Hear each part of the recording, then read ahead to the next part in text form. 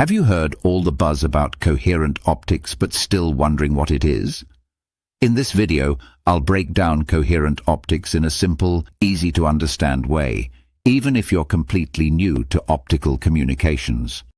In optical transmission, the information we want to send, such as voice, video, or internet data, is first converted into an electrical signal represented as a series of zeros and ones.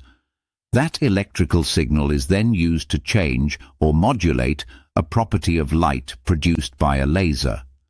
The modulated light travels through an optical fiber, and at the far end, it is converted back into an electrical signal to recover the original information. In traditional optical systems, one common approach is called direct detection.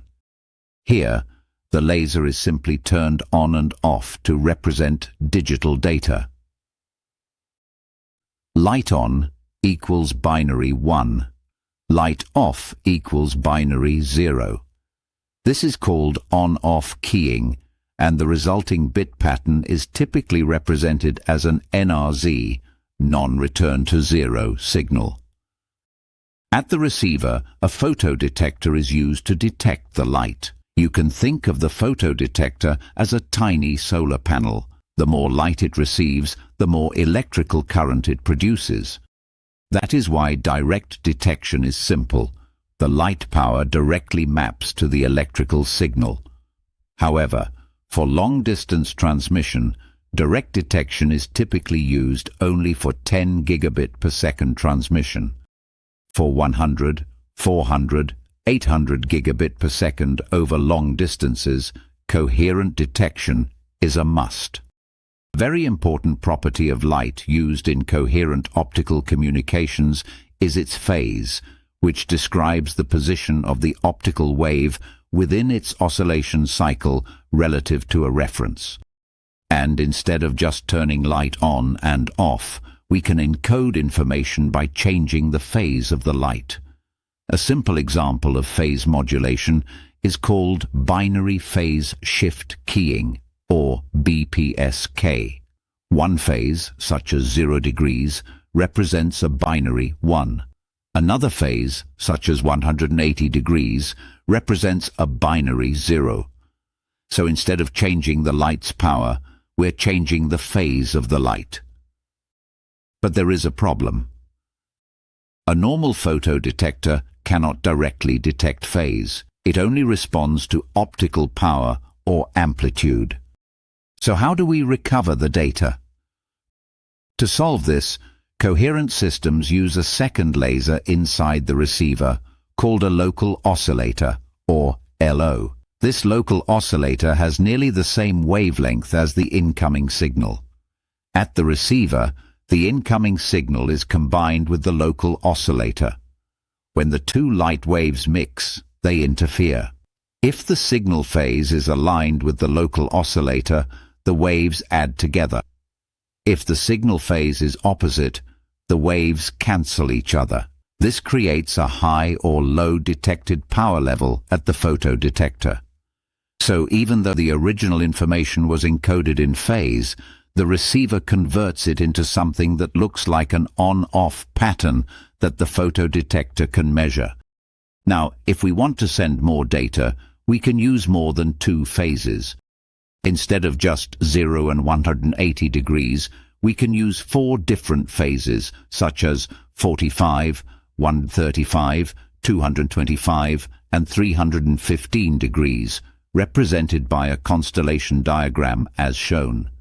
This is called quadrature phase shift keying, or QPSK, with each symbol carrying 2 bits instead of just 1. This doubles the capacity in the BPSK scheme. That means higher data rates without increasing the symbol or baud rate. More advanced coherent systems go even further by using both phase and amplitude. This is called quadrature amplitude modulation, or QAM. QAM allows even more bits per symbol, which greatly increases capacity.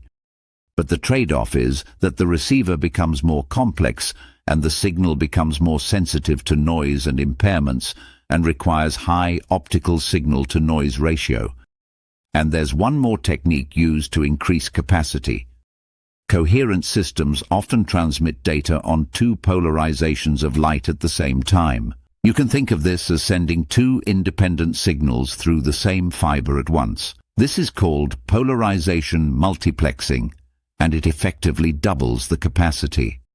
In summary, in direct detection systems, data is transmitted by turning the light on and off. In coherent optics, data is sent by changing the phase or a combination of phase and amplitude. At the receiver, a local oscillator is used to convert that information into an amplitude-modulated signal that can be detected by a photodetector. That extra complexity is what enables the massive capacity of today's optical networks. I hope this gives you a basic understanding of how coherent detection works.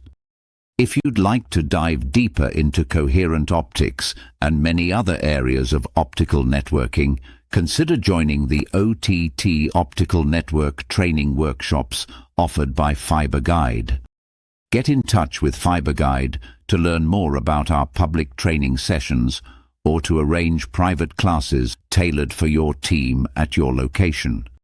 Don't forget to subscribe to be notified when the next video is posted. If you enjoyed this one, please give it a like. Thanks for watching, and goodbye.